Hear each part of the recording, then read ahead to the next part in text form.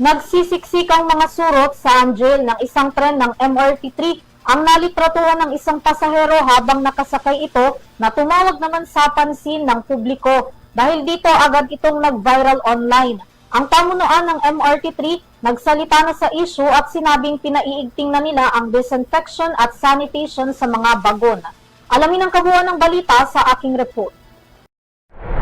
Matapos na umani ng samot-saring reaksyon sa social media ang post ng isang pasahero tungkol sa kanyang pagtatanong sa isang commuter Facebook group tungkol sa nalitratuhan niyang nagsisiksikang mga surot sa handle ng tren ng MRT3, naglabas na ng pahayag ang pamunuan ng tren at sinabing patuloy nilang pinagtitibay pa ang pest sanitation at pest control measures sa kanilang mga bagon sa lahat ng istasyon upang matiyak ang malinis at ligtas na kapaligiran ng mga pasahero.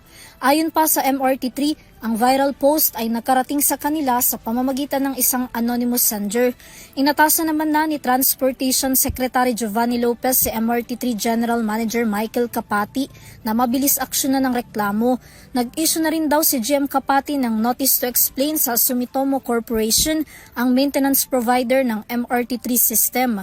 Bilang bahagi nito, agad namang nagsagawa ng sanitation at disinfection ng MRT at tinukoy ang tren na nasa litrato upang sumailalim sa paglilinis. Sa ngayon, mas palalakasin at hihigpitan pa raw ng pamunuan ng routine sanitation protocol ng kanilang mga bagon. Para sa EuroTV News, Vanessa Cleofas, sumasaludo sa bawat Pilipino.